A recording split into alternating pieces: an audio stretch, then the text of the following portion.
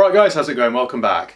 Following on from a video I did recently where I talked about the top 6 most surprisingly unreliable cars you could buy, many of you asked me to do a similar video with the most reliable cars you could buy. So here you go. Here are the top 10 most reliable cars you can buy for under £5,000. If you're one of those people who want reliability above all else, I personally don't buy into that, but each to their own, you need to remember the acronym KISS. Keep it simple, stupid. You need a simple, naturally aspirated petrol engine. No turbos, no superchargers, no diesels. Keep it simple. Stupid. Older diesels might have been okay, but newer diesels are just so overly complicated and they're costly to repair, so avoid those. Again, if you want reliability above all else, go for a manual gearbox rather than an automatic. They're far more reliable and cheaper to fix. If you insist on going for an automatic, make sure you go for a proper, true automatic with a torque converter, rather than one of those silly semi-autos or a twin clutch box, because they're just complicated and expensive to repair. The first car on my list, and there's no particular order here, and by the way they're all Japanese. In fact no they're not, one isn't. You'll have to wait and see which one that is. So the first one is the Toyota Corolla. No surprise there. It later rebranded as the Yaris. It's now switched back to the Corolla, so they obviously realised people didn't like the Yaris name. The engines are chain driven, so there are no cam belts to replace, no cam belts to snap, and they are bulletproof. There's literally nothing to go wrong. If you service them every 10,000 miles or 12 months, not only will they outlive you, but they'll also outlive your grandchildren. They are that reliable. If you go for a manual, which I'd recommend, you might have to replace the clutch every 8 to 10 years, but it's only a £300 or £400 job. If you insist on going for an automatic, then go for a Corolla Auto, because that has a proper true automatic gearbox. The Yaris, which came later, has a semi-automatic gearbox, and they're no good. You'll find a good Corolla for just a couple of grand, and you can literally set your watch by them. I've never had a minute's trouble with them. Number 2, the Toyota Yaris. Any age, any year, any Yaris, they're all good. They just don't go wrong. Again, go with a petrol rather than a diesel, go with a manual rather than an automatic, and you just won't have any issues. I've had some of these in part exchange over the years that haven't had a service for 6 or 8 years, and they still run like a sewing machine. They're unbelievable. You'll find a good Mark 1 Yaris for around £1,000, a good Mark 2 for around 2 grand, and a good Mark 3 for around 3.5, so it really won't break the bank.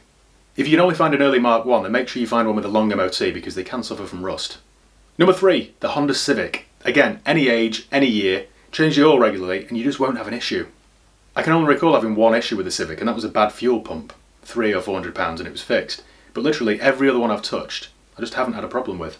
I would avoid the autos because they're not a true auto, they're a semi-automatic, and they call them a iDrive or iChange or I should have bought a manual. They're rubbish, so pick a manual gearbox. Those semi-autos are horrible when they're working, but they're even worse when they're not. £3,000 will get you a good, sensible mileage manual Civic, and it will outlast everybody.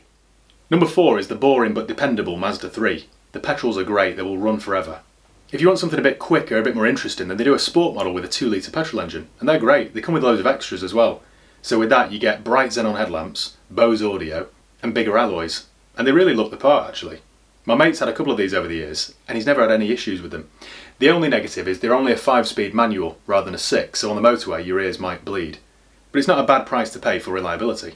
Every time I see somebody in a BMW 1 Series, I just think to myself, you should have bought a Mazda 3 Sport. It's far better in every way. Again, £3,000 will get you a nice one. Just watch out for rust on early models. Number 5 is the Daihatsu Sirion. Yes, I know it looks like Postman Pat's van, but if you can get past that, it's actually a really good, reliable car. It won't get you a girlfriend or a boyfriend, but it will get you to where you're going. And if you're lucky, the previous owner might have thrown in their old tartan shopping trolley. The interiors are spacious and reasonably well equipped, and the engines are bulletproof. One word of warning though, the parts can be quite tricky to source, so do bear that in mind. But £3,000 will get you a good one, with low mileage. Number 6 is the Suzuki Swift. That was a tongue twister. I'm specifically talking about the 2005 onwards models. It won the European Car of the Year award back in 2005. It kind of looks like a Mini, only in my mind I think it looks cooler. They're great little cars. The engines are great, they're quite peppy, quite fun to drive, the steering's good. There's really not much to go wrong with them.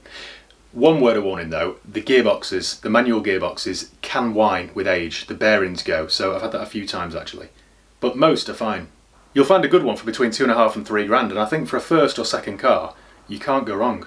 Number 7, now this is the only one on the list which isn't from the land of the rising sun, it's the Chevrolet Spark. This might surprise you given that it's a General Motors product and it's featured on a list of reliability. But they are really reliable. We have one as a courtesy car at work and it's never gone wrong.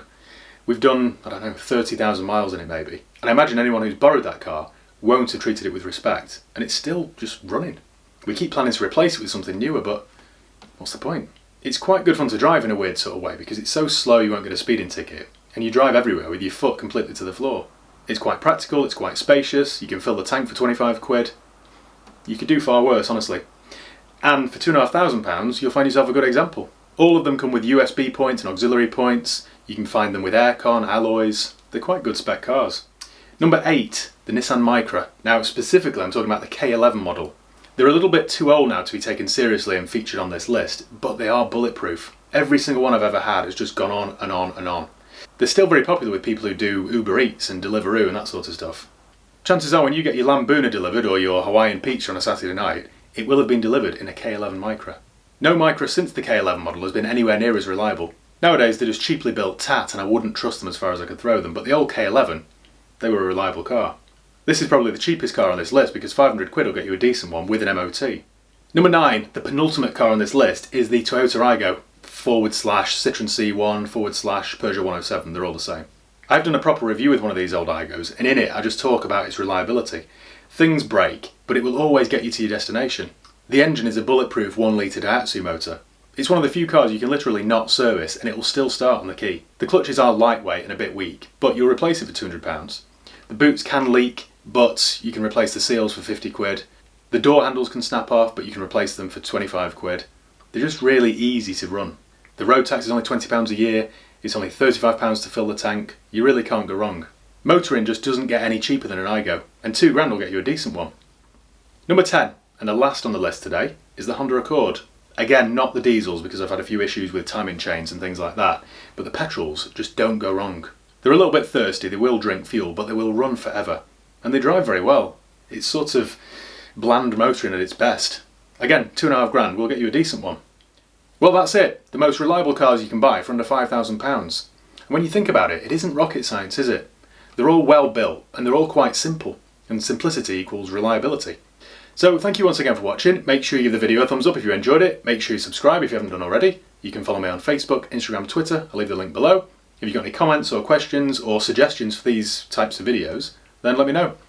So cheers guys, I'll see you next time.